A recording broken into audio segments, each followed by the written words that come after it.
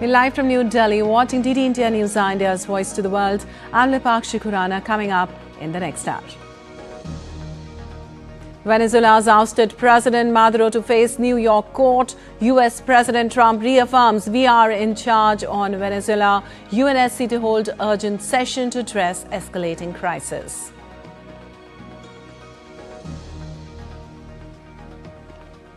Denmark and Greenland call on US President Donald Trump to stop threatening to take over Greenland after Trump repeats need to have control of the island.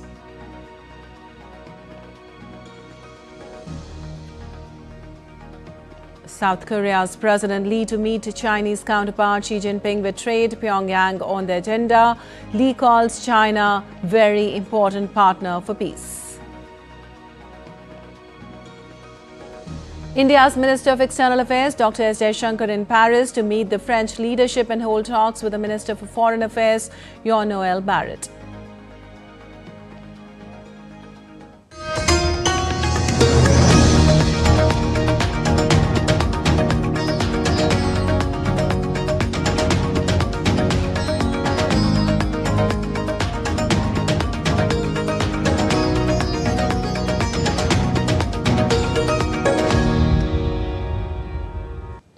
And on to the details now. Venezuela's ousted President Nicolas Maduro is set to make his first appearance in U.S. federal court on Monday. Now, the Venezuelan president and his wife, who was captured by U.S. forces early on Saturday, is now awaiting trial in New York City on federal criminal charges, including narco-terrorism conspiracy. The proceeding is scheduled to take place at noon in the federal courthouse in Manhattan before U.S. District Judge Alvin K. Hellerstein.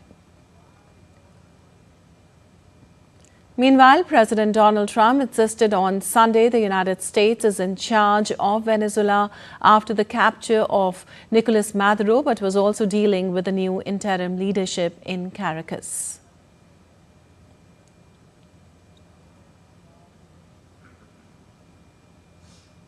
And earlier, U.S. Secretary of State Marco Rubio defended the U.S. military activity in Venezuela this weekend and said that it did not require congressional approval because it was a law enforcement operation, not a prolonged invasion of a foreign country.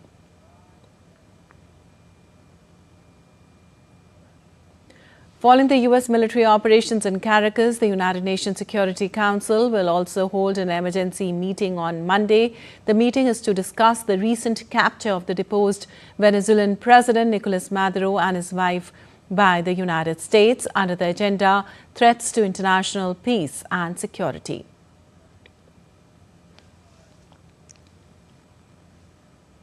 And U.S. President Donald Trump on Sunday warned that Venezuela's new leader will pay a big price if she does not cooperate with the United States. In an interview, Trump said if interim President Delcy Rodriguez doesn't do what's right, she's going to pay a very big price, probably bigger than Maduro. Trump initially praised Rodriguez on Saturday after U.S. forces captured Venezuelan leader Nicolas Maduro and his wife from Caracas. Later, Rodriguez said that a country would defend its natural resources. And one day after the capture of deposed President Nicolas Maduro, Venezuela's interim President Delcy Rodriguez on Sunday held a first cabinet meeting.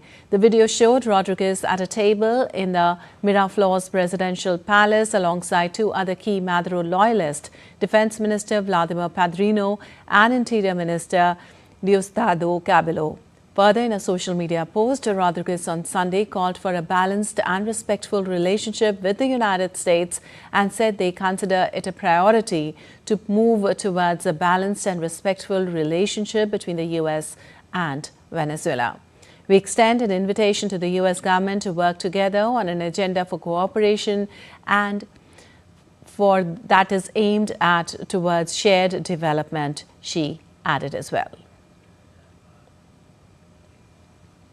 In the wake of Nicolas Maduro's dramatic capture in a U.S. military operation, Delcy Rodriguez, a staunch Maduro loyalist dubbed as the Tigress, has assumed the role of acting president of Venezuela. Well, Delcy Rodriguez is Venezuela's acting president, appointed by the Supreme Court following Nicolas Maduro's capture in a U.S. military operation. Known for her hardline anti-imperialist rhetoric, earning the nickname the Tigress from Maduro, this trained lawyer has served in key roles across Hugo Chavez and Maduro-era governments. As vice president since 2018, she assumed the critical Hydrocarbons Ministry in 2024 and is considered one of Maduro's most trusted loyalists. After the capture, she declared Maduro the sole president, demanded his release, and vowed to defend the nation. The military has recognized her as an interim leader. From a powerful political family, her brother George Rodriguez heads parliament. She reportedly softened her tone and eased trade controls from 2020 to 2024, building a reputation as a savvy economic manager. She remains under US and EU sanctions over allegations of undermining democracy and human rights. US President Donald Trump has threatened her, warning she will pay a big price if she does not cooperate. And the head of Venezuela's military, Vladimir Padrino Lopez, urged the country's population to resume their normal activities after U.S. military operations. In a televised statement, Padrino said large parts of President Nicolas Maduro's security team were killed in the U.S. raid military operations on Saturday. Padrino did not give an exact figure of casualties, but backed the declaration of Vice President Delcy Rodriguez as interim president and said the armed forces have been activated across the country to guarantee sovereignty.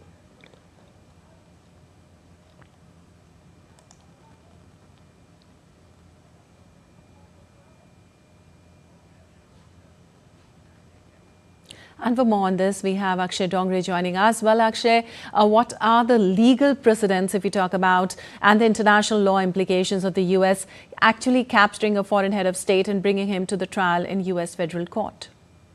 Well, as far as the legality is concerned, then we are looking at a very gray area. In fact, it is almost illegal in the way the actions have been taken as far as Maduro's capture is concerned, and now the follow-up threats that the US president is giving to a sovereign country, that if their current leader doesn't behave, then they will have to pay a price. Now that's absolutely diabolical if you look at it this way. You know, if there would have been any other country, for example, China or Russia, if they would have been given such open threats in such an open manner in a what they call a democratic or a legal setup that follows a rule-based order, this is completely in contradiction to that is happening in the United States. The statements that are coming in now, what we are seeing is that the vice president is being threatened as well, who is acting as the interim president by the US president. You know, so what we are seeing is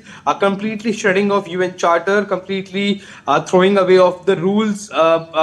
A president of the United States acting like not only a dictator but a tyrannical leader that is threatening foreign leaders now with his military might. So it is, you know, from what it seems right now, it's not just China and Russia that are ganging up now against the US. There will be big question marks on the support that is given by the European countries as well, given the fact that similar kind of aspirations have been expressed towards Greenland by Donald Trump. So you never know if he tries to annex Greenland next. In the illegal manner he has captured Maduro. Even though there were cases against him, even though there were charges against him that were in the U.S. court, you can't just pick that leader up with a military action, bring them to their country, and if we tell our viewers what are the charges, it is one of cartelization, export of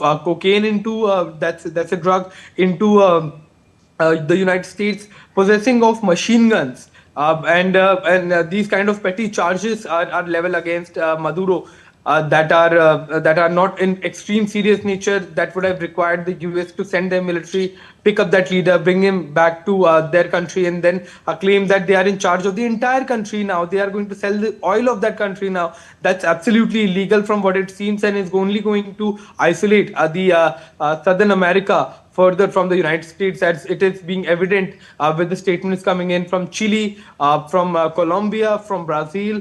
Countries are enraged by the kind of action that has been taken, completely undermining the global rule-based order by the United States. Absolutely. The countries are very enraged with this kind of an act. But what impact could this have on regional stability, considering international actors, particularly the Latin American governments, Russia, China, as you mentioned, and the UN Security Council as well? Well, that's what I've highlighted, that the countries in the Southern American continent are not happy at all.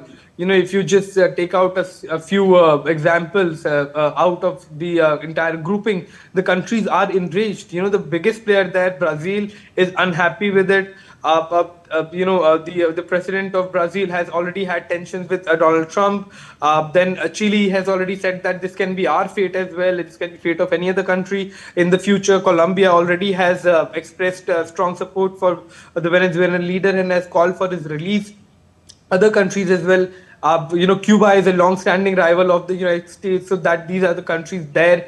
As far as the UN is concerned, see, it's a useless body if you look at it from this perspective. That in the last 2 decades, UN has not been able to solve even a single meaningful war.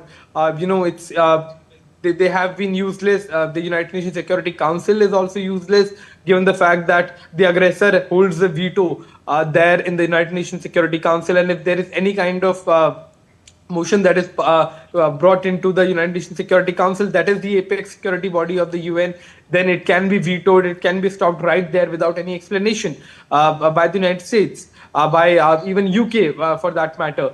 So that is the biggest challenge now, and it seems that the regional stability, especially, is going to see some very dark days if Donald Trump doesn't stop right here with the arrest of the leader of Venezuela, and if he goes ahead with the invasion, we can see some more countries clubbing together against the US and the kind of action that it is taking against other sovereign countries. Absolutely. With Trump also warning Rodriguez now. Thank you so much, Akshay, for all those details. And moving on, the leaders of Denmark and Greenland have called on the United States to stop threatening Greenland, as US President Donald Trump told US media he absolutely needed the territory a day after Washington seized the leader of Venezuela. Now, Washington's military intervention in Venezuela has reignited fears for Greenland, which Trump has repeatedly made clear he wants to become an annexed part of the United States. Those fears were underscored by Trump's comments to The Atlantic magazine and a social media post by the wife of his most influential aide, showing Greenland in the colors of the US flag.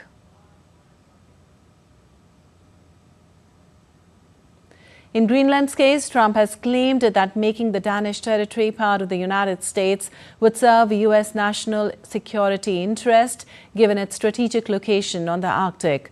Asked in a telephone interview about the implications of the Venezuela military operation for Greenland, Trump said that it was up to others to decide.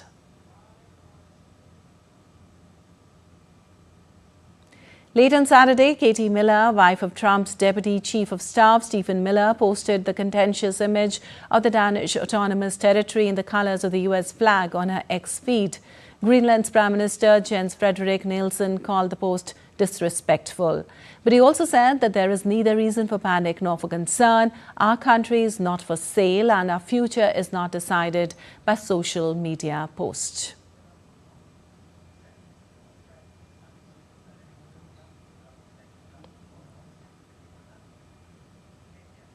Well, from a real estate deal to a national security standoff, Donald Trump's fixation on Greenland has evolved into a high-stake diplomatic crisis. Well, as Washington appoints envoys and Denmark defends its sovereignty, the Arctic's future hangs in the balance.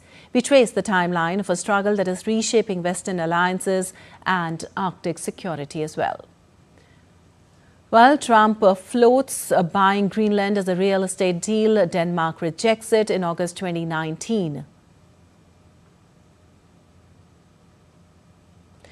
On Jan 7, 2025, President-elect Trump refused to rule out military force to acquire the island. And on Jan 7, 2025 itself, Donald Trump Jr. arrived in NUC, signaling high-level administration interest. Again, in Feb 3, 2025, Prime Minister Frederiksen secured EU backing, said Greenland's sovereignty was not for sale.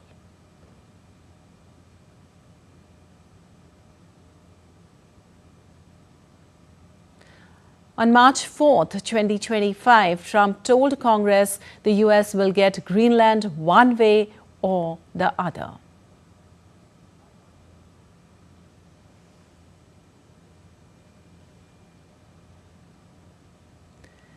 Then on 11th of March 2025, again, Greenland elections saw a record turnout and citizens voted to protect their identity. On March 13, Trump told NATO leaders that Arctic security required a deal on Greenland.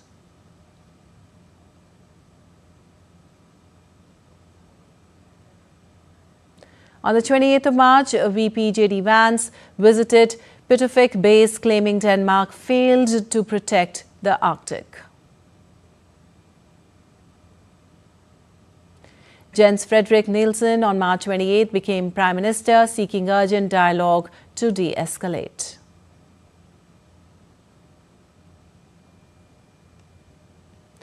On the 21st of December, Trump appointed Governor Jeff Landry as special envoy to secure U.S. interest. And on the 22nd of December, Denmark summoned U.S. ambassador after Trump called Danish history irrelevant. On 4th of January 2026, Prime Minister Frederiksen issued a final demand for Trump to cease takeover threats. And moving on, South Korean President Lee Jae-myung will meet with Chinese counterpart Xi Jinping in Beijing today, with closer economic ties as well as the recalcitrant North on the agenda. Now, Lee is the first South Korean leader to visit Beijing in 6 years, and his meeting with Xi on Monday came a day after the nuclear-armed regime in Pyongyang fired 2 ballistic missiles into the Sea of Japan.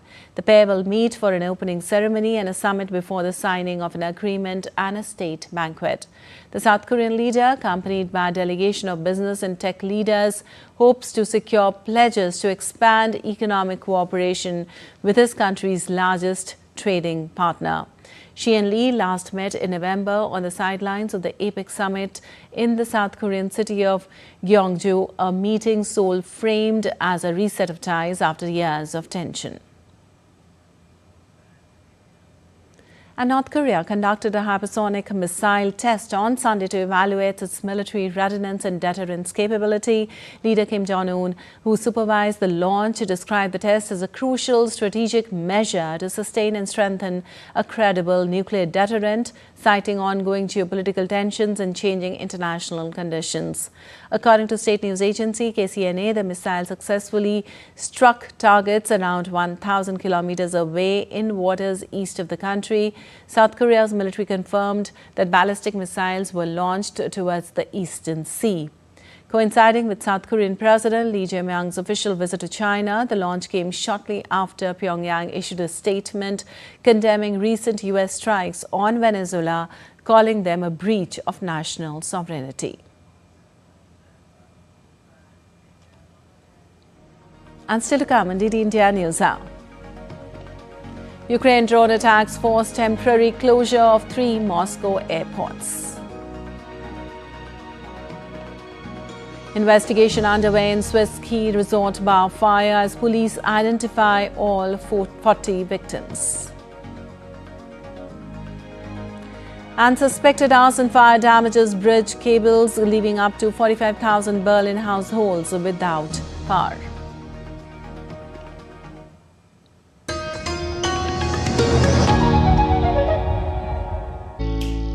Jharkhand will mesmerize you with majestic nature rich heritage and colorful culture.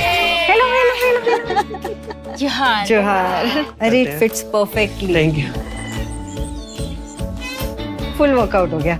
Ready?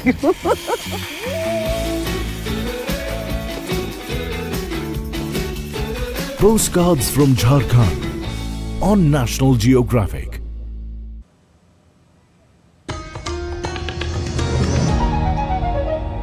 Welcome back. You're watching TT India News. I'm Lipakshi Kurana. Moving on, Ukraine has carried out daily drone attacks on Moscow throughout 2026 so far. Russian Defense Ministry data shows, signaling an apparent escalation from earlier, less frequent strikes on the capital. By midnight on Sunday, Russian air defenses had intercepted 57 drones over the Moscow region, part of a total of 437 destroyed across Russia that day. The pattern marks a shift from earlier attacks that were sporadic or symbolic to sustained pressure. Ukraine has not commented, but Kyiv has increasingly used long-range drones to hit targets deep inside Russia. Ukrainian officials say such strikes disrupt military logistics and energy systems, countering Russia's ongoing missile and drone assaults. And three of Moscow's four major airports were temporarily closed on Sunday after Ukraine launched dozens of drones targeting the Russian capital, officials said. The incident caused significant flight disruptions, including delays at Vnukovo, Moscow's second busiest airport, according to Russia media reports. Ukraine, which has faced sustained Russian drone attacks during the nearly four-year conflict, did not immediately respond. Russia's aviation authority, Rosaviatsia, said the shutdowns imposed between 1300 to 1400 GMT were required to maintain flight safety. The airports Vnukovo, Domodedovo and Zhukovsko resumed limited operations within an hour. Moscow Mayor Sergei Sobyanin said air defenses intercepted at least 27 drones. And Iran has announced a major increase in government subsidies as it moves to ease the impact of rising prices and the weakening rial on households. The government says monthly subsidies will rise from 3 million rials to 10 million rials per household, more than tripling the current amount. The money will be credited to household cards that can be used to buy essential goods. Government spokeswoman Fatima said the credit will be deposited monthly and can be used to purchase basic items.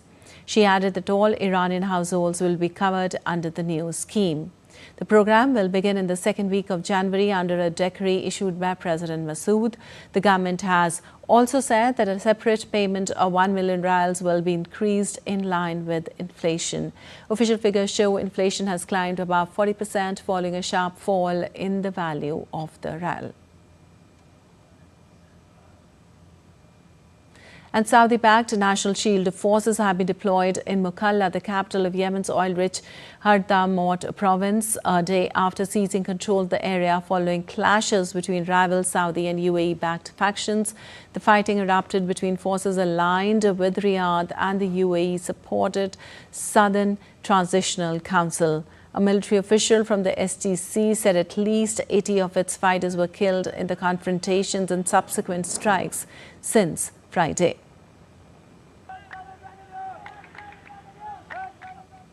Well, Turkey has offered to support dialogue among Yemen's rival factions, President Recep Tayyip Erdogan said during a phone call with Saudi Crown Prince Mohammed bin Salman on Sunday. Erdogan said Ankara was ready to help bring the parties together. According to his office, Yemen has been in conflict since 2014 when Houthi rebels overthrew the government, prompting a Saudi-led intervention. A newer internal dispute now pits rival groups within government-held areas backed separately by Saudi Arabia and the United Arab Emirates. Erdogan said Turkey was closely watching developments in Yemen and Somalia, stressing that protecting both countries' territorial integrity is essential for regional stability. And Portugal's 2026 presidential election is set for January 18th, and all polls indicate that a second round looks almost certain. Because no candidate is expected to win an outright majority in the first round, recent polls show a closely divided race. Far-right Chega leader Andre Ventura, independent candidate and former Navy Admiral Henrique, and former Social Democrat leader Luis Marques Mendes are in a technical tie. Ventura's support reflects Chega's rapid rise. Since its founding in 2019, the army became the second largest force in parliament after overtaking the socialists in the May general election. However, polls indicate Ventura would likely lose a head-to-head run-off against either Gouveia Melo or Marques Mendes due to strong opposition to him beyond Chega's core supporters. And cables damaged by a fire on a bridge across the Teltow Canal in southwestern Berlin could leave up to 45,000 households without power until the 6th or 8th of January. Possible repercussions from an arson attack on a bridge led to an extensive power outage in parts of Berlin continued, with thousands of households still without electricity and more colder weather expected. The authorities said some 22,000 commercial entities were also affected and mobile phone services and landlines might also be impacted. Affected hospitals and care hospitals in the area were receiving aid in the form of emergency power generations. Local police said they are investigating the incident as a possible arson attack. The fire near the Lichterfeld heat and power station damaged several high-voltage cables. Well, the bodies of the 40 victims of the bar fire in the Swiss ski resort of Crans-Montana on New Year's Eve have been identified by police. The victims range in age from 14 to 39 years old, with 15 aged under 18. The youngest were a Swiss girl and a French boy, both 14. The group includes people of Swiss, Italian, Romanian, Turkish, Portuguese, French and Belgian nationalities, as well as a citizen of the UK, France and Israel. In addition to the 40 killed, 119 others were injured. A criminal investigation into the French couple who managed the Constellation bar is underway. Preliminary investigation has found sparklers and bottles being carried too close to the ceiling are the likely cause of the fire. Police said no further details will be released about the victims they had identified out of their respect for their relatives. Well, Switzerland will hold a National Day of Mourning on Friday. National President Guy Parmelin said on Sunday, with church bells ringing across the country and a minutes of silence also being planned to be observed. And at least 30 people were killed and several others abducted when a gunman attacked a market in Nigeria's Niger state. Witnesses said the gunman arrived on a motorcycle and opened fire indiscriminately. They said the violence was part of a series of fields that began on Friday in the nearby village Agwara and Borgo. The attack came weeks after gunmen seized more than 300 children and staff of the Catholic school in the state in central Nigeria. Those victims were released after nearly a month in captivity.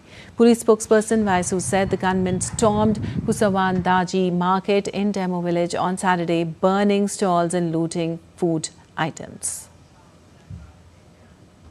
And at least 26 people drowned and 14 others are missing after a boat carrying farmers and fishermen capsized in northeastern Nigeria. 13 other passengers were rescued. The incident happened when a rudimentary passenger boat going from Jigawa State to Yobe State capsized. Accidents are common on Nigeria's busy rivers, often caused by overloaded boats, poor maintenance, or failure to comply with safety regulations. Several people die each year in various accidents along the country's waterways. And still to come on DD India News Hour. Delhi Assembly to begin 4-day winter session today. 5.1 magnitude earthquake strikes Assam.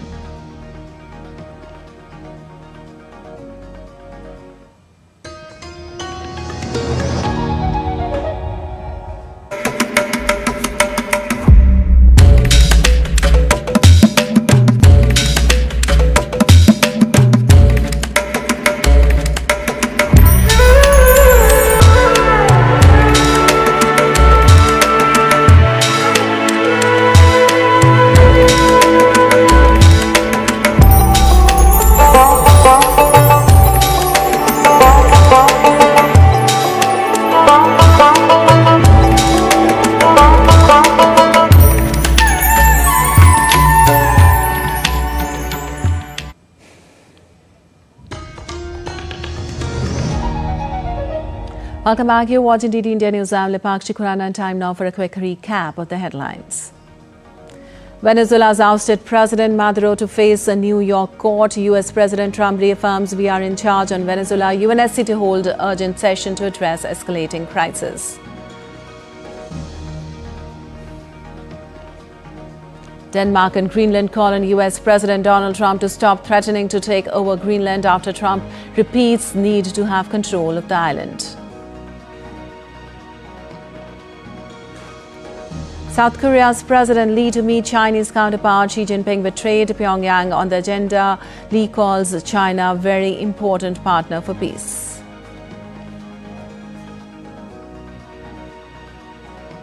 And India's Minister of External Affairs, Dr. S. Jaishankar, in Paris to meet the French leadership and hold talks with the Minister for Foreign Affairs, Jean-Noël Barrot.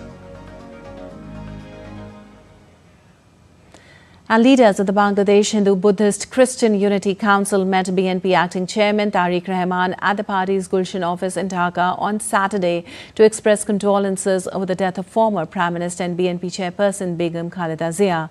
During the meeting, the minority leaders described Khaleda Zia as a strong and uncompromising leader who played an important role in country's democratic movement.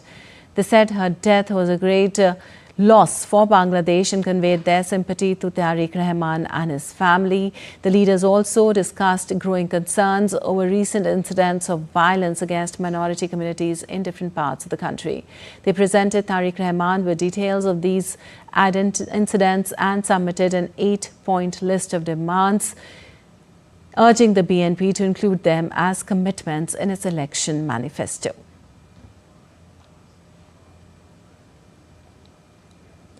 And for more on the latest on Bangladesh, we have Namal Singh Parmar joining us on the phone line from there.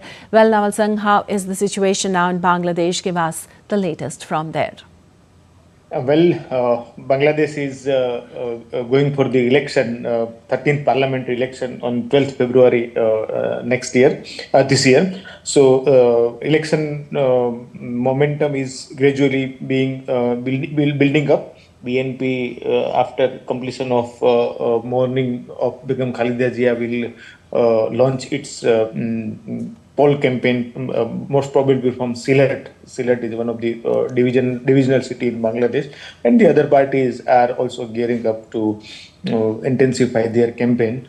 So politically, the atmosphere is charged up. Meanwhile, the law and order situation is being one of the major concerns in Bangladesh, as very routinely the mob lynching, mugging, looting, and the violence of all kind are happening in Bangladesh, and all sections of society, including media, minorities, women, are subjected to the violence. So law and order situation is very grim. Meanwhile, election time, so it may intensify. At the same time, violence may also increase. Election time violence may also increase in Bangladesh. All right, Namal Singh, also specific commitments were taken by the Bangladesh Hindu-Buddhist Christian Unity Council, asking the BNP to include in its election manifesto to address violence against minority communities. Could you tell us about those? Well, on Saturday night, leaders from minority community, including Buddhists, Hindus, Christians, were met to Tariq Rahman, acting chairperson of BNP, chairman of BNP, and son of Begum Khaleda Zia. They went to meet him on condolences meet, and at that time they raised the issue regarding the safety and security of minority, and they demanded they placed their 8-point demand. Main points in that are the justice and security for the minority community, and that they demanded speedy trial tribunals for perpetrators of minority prosecution, compensation for victims, and a neutral investigation commission for the crime related to minority. Their second demand was the Minority Protection Act, enactment of a comprehensive law to safeguard minority rights and security. And third one is to creation of a dedicated government ministry to address minority issues. Apart from that, there are other demands like the right to safeguarding property rights and the increase in number of holidays for related to minority festivals, and end of discrimination kind of things. So the minority leaders place their demand, and they ask BNP leader to include their demands in their manifesto. Earlier also, during Sheikh Hasina's tenure also, minority leaders were pressurized the ruling government. They requested them to include these 8 points. These points are continuing during previous regime also. They demanded for the separate ministry, as well as the speedy tribunal, trial tribunal during Sheikh Hasina's time, as well as property rights also. So they ask for to consider their demand and give place into their manifesto, BNP's manifesto. All right. Also, thank you so much for all these details, Naval San. And now moving on, External Affairs Minister Dr. S. Jaishankar is in Paris as part of his 6-day official visit to France and Luxembourg aimed at deepening the bilateral ties. The External Affairs Minister on Monday will meet senior French leadership and hold detailed discussions with Minister for Europe and Foreign Affairs Jean-Noel Barrot on progress under the India-France strategic partnership, including defense, space, Indo-Pacific cooperation and global issues. Jaishankar will also address the 31st French Ambassadors Conference as guest of honor. And External Affairs Minister Dr. Jaishankar visited a textile exhibition titled Textile Matters, Woven Stories Between India and France. He was received by French Minister Eleonore Carriot at the exhibition. The exhibition highlights the deep and long-standing creative ties between India and France through textiles. It showcases hand-woven and handcrafted fabrics, reflecting centuries of shared artistic exchange between the two countries. The displays truce nearly 400 years of collaboration, from Mughal-era textiles of the 17th century to contemporary haute couture designs of 2025. The exhibition also brings together works from art, fashion, design and architecture, underlining how traditional craft practices continue to evolve in modern times. Dr. Jaishankar's visit underscores the role of textiles as a living link in India-France cultural relations, symbolizing a shared heritage while opening space for future collaboration. The discourse of the exhibition, which is about the relationship between France and India through the perspective of the creation with the textile. And this first room, this antechamber, is a wonderful introduction to the enthusiasm, the curiosity of the French history toward the creation of Indian textile. The piece was sourced from various locations, and it was really to kind of represent a traditional Parisian apartment enveloped with this gorgeous Indian print. So you can see you've got elements of whimsy, such as the chandelier, which is completely covered, also books that are covered over here, and the idea was to create this sweeping moment of fluid movement of the print. While India's Minister of State, Science and Technology and Earth Sciences, Dr. Jitendra Singh, unveiled key initiatives to strengthen India's R&D and innovation ecosystem. These initiatives include the rollout of guidelines for recognition of in-house R&D centers of deep tech startups, the launch of the Prisma Network platform, Tausic Innovator Pulse and Creative India under the Prisma scheme. The occasion also witnessed the release of the DSIR Disaster Management Plan and the exchange of MOUs with stockholders, reinforcing collaborative, resilient and innovation-led national development.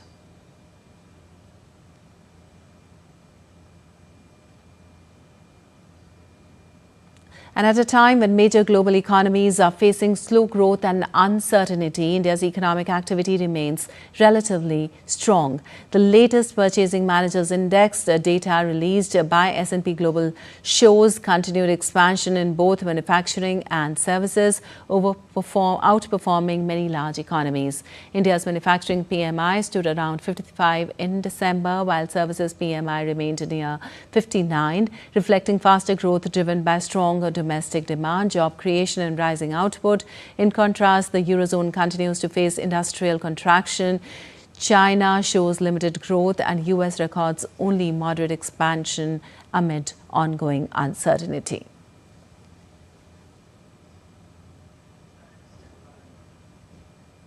And the 4-day winter session of the Delhi Assembly will begin on Monday and will continue till the 8th of this month. During the session, discussions will be held on various issues and development projects. Ahead of the session, Delhi Assembly Speaker Virendra Gupta inspected the Assembly premises and reviewed the administrative, technical and digital arrangements. The Assembly will be completely paperless for the first time, and MLAs will use the National e-Vidhan application, the app, to ensure transparency, efficiency and accessibility in legislative work during the processing.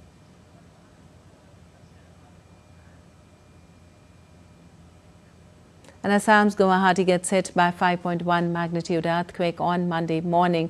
No casualty has been reported. A National Centre for Seismology reports said the quake was recorded at 4:17 a.m. in Moregaon district on the southern bank of Brahmaputra at a depth of 50 kilometers. Many other districts in Assam also felt the jolt. The northeastern region falls in the high seismic zone, making it earthquake prone.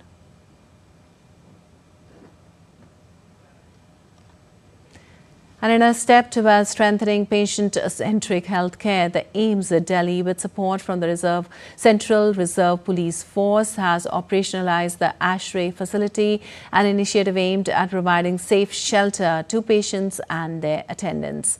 Designed to address the persistent challenge of overcrowding and overnight queues, ASHRAE ensures that patients are no longer compelled to wait on pavements or hospital premises under difficult conditions.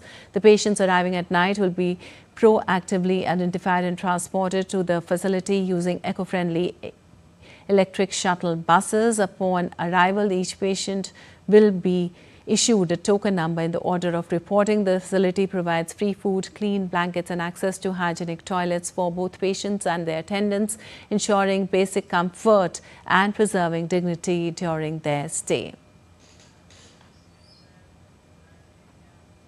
And now let's take a look at other stories making news today. India's Chief of the Army Staff, General Upendra Dwivedi, has embarked on the official visit to the United Arab Emirates and Sri Lanka from the 5th to 8th of January. The visit aims to strengthen India's defence cooperation.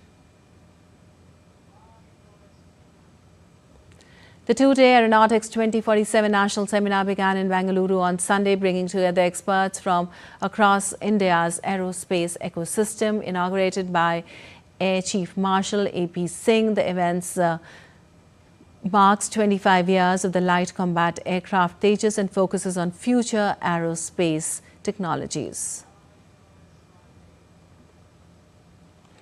Now, India's Agriculture Minister Shivraj Singh Chauhan said on Sunday that India's rice production crossed 150 million tons in 2025, making it the world's leading producer, surpassing China in the output.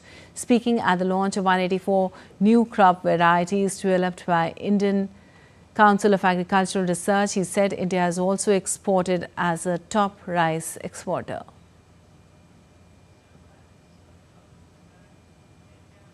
And still to come on DD India News Hour.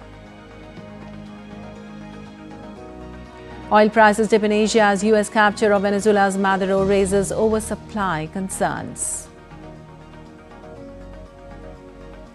Asian stocks rise, gold gains as market weigh geopolitical uncertainty amid Venezuela crisis. And Senior National Boxing Championship kicks off in Greater Noida with Amit Panghal and Sagar shining.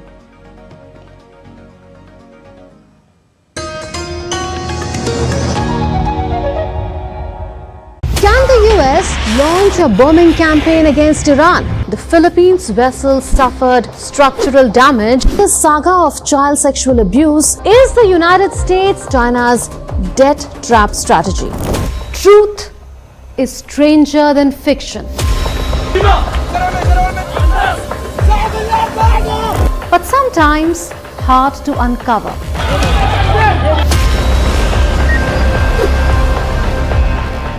Trust us to tell the truth, unadulterated and pure, of every story that matters to you.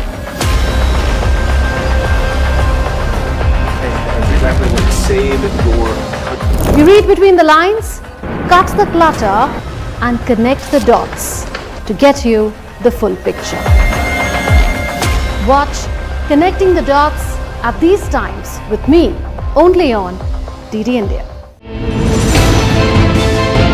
Geopolitics and trade deals. Economic challenges amid development. Hard work and the path to prosperity. It's the economy always. Between walkers, money is what money does and says. Supply creates its own demand. Between the bulls pulls and bears tears. When supply chains globalization and India rises to the podium, we'll get you centered with the economic brief at 8 p.m. every Thursday on DD India.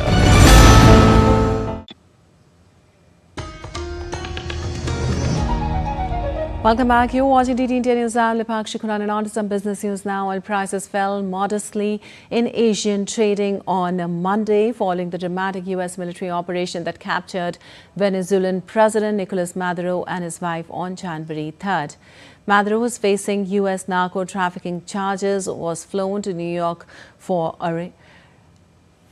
U.S. President Donald Trump announced the U.S. would temporarily run Venezuela and deploy American companies to revitalize its dilapidated oil infrastructure. Venezuela, with the world's largest oil reserves, produces just 1 million barrels daily due to underinvestment. Oversupply fears have risen as OPEC Plus held output steady on Sunday, ignoring political crisis after an 18% price drop. Brent crude traded down 0.2% at around $60.75 per barrel, while WTI fell 0.3% near to $57.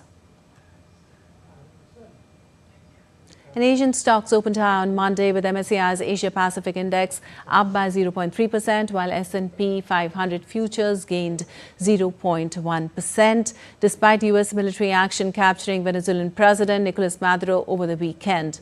Tokyo stocks kicked off in 2026 with a strong rally on Monday, the first trading day, as the Nikkei 225 jumped over 2.8% to surpass 51,000, building on record highs from late 2025. Japan's Finance Minister Satsuki Katayama expressed hopes for further record highs during the traditional belly-ringing ceremony, citing robust corporate earnings, AI-driven growth, and Prime Minister Sene Takachi's expansionary policies. Chip-related issues and shares led gains, tracks U.S. semiconductor strength, while a weaker yen boosted exporters. Analysts forecasted moderate rises in 2026, with targets around 54,000 amid Bank of Japan rate hike expectations and global uncertainties. Meanwhile, global gold prices have climbed 1% to $4,371.29 on Monday, reflecting investor interest amid global uncertainties, while silver prices remain stable, with spot prices hovering around $72.62 per ounce, up by 1.89% from last week. And Syrians started to swap old blank notes for new ones under a plan to replace Assad-era notes to try to strengthen the currency's value. Syria's new government, led by Syrian President Ahmed al-Shara, is seeking to rebuild state institutions and revive the economy after more than a decade of unrest, sanctions, and financial isolation, that is, the local currency, which has been severely weakened as well. The new blank notes will have 2 zeros less than the old notes to try to restore public confidence in the severely devalued pound. Some bankers have voiced fears the new currency could drive up inflation and further erode the purchasing power of Syrians reeling from the high price sub.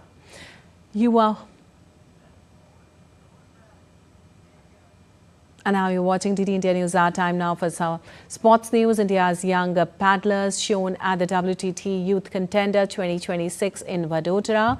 Cinderella Das, fresh from her under-17 single triumph, paired with Sarthak Arya to clinch the under-19 mixed double crown, outplaying top seeds Abhinand Pradhivadhi and Ananya Muralidharan in straight games. Cinderella now eyes a double, chasing her under-19 single crown in Under 15 mixed doubles, Vivan Dave and Naisha Revaskar impressed with a commanding win. The event, featuring 226 players across age groups, also saw spirited under 11 battles, with Rehansh Singhvi and Anshika Gupta advancing to the semi-finals. And Chelsea stunned Manchester City with a stoppage time equaliser from Enzo Fernandez to snatch a Premier League point at the Etihad. Interim boss Callum McFarlane, promoted from Chelsea's under-21s after Enzo Maresca's exit, set her side up to frustrate the champions. City struck first through Tiani Reindeer's fierce finish in the first half. Chelsea grew into the game with Pedro Neto and Liam Delap missing chances, but Fernandez's persistence paid off as he poked home at the third attempt. The draw leaves City 6 points behind leaders Arsenal, while Chelsea celebrated resilience and fight. And Kalinga Lancers opened their Hockey India League 2025-26 campaign with a spirited 4-2 win over Ranchi Royals in Chennai. Despite trailing twice in the first quarter, the Lancers leaned on the experienced midfield trio of Arthur Van Doreen, Craig Marais and Antonio Quina to wrest control. The latter was also conferred as the player of the match. Belgian star Alexander Hendrich struck twice from penalty concerns, while Gursanjeet Singh added a brace to seal the comeback. The Royals had raced ahead through Tom Boone and Mandeep Singh, but their early five faded against the Landers' disciplined midfield and tight defence. And the Senior National Boxing Championships began with fireworks in Greater Noida as Amit Panghal and Sagar opened their campaign in 2018. Asian Games gold medalist dominated Bihar's Usman Mohammad Sultan in the bantamweight division to secure a unanimous win. In contrast, Haryana's heavyweight Sagar had to dig deep before edging past Edwin of Kerala on a split decision. Lal Rambot of Mizoram also impressed, beating Santosh Kumar of Odisha knowingly in bantamweight. This year marks history as both men and women nationals are being staged together at Gautam Buddha University, with 600 boxers competing across 10 weight categories each. And it was sweet, cuddly mayhem in Hershey's, Pennsylvania on Sunday as thousands of stuffed toys rained down on the ice rink during the Bears' annual Teddy Bear Toss event. The American Hockey League Bears were playing the visiting Rockford Ice Hawks, while defender Louis Belpedio scored the first goal of the game in the first period to trigger the toy loss. The line, Belpedio shot, they score! Sweet Connolly mayhem! It's a sky bullet! So release the Bears. Teddy Bear toss, plush pandemonium, bears of all shapes and sizes, and the Hershey Bears, and all for a great cause. Over 60 look, and it didn't take long at all. Put the puck in the net, good thing.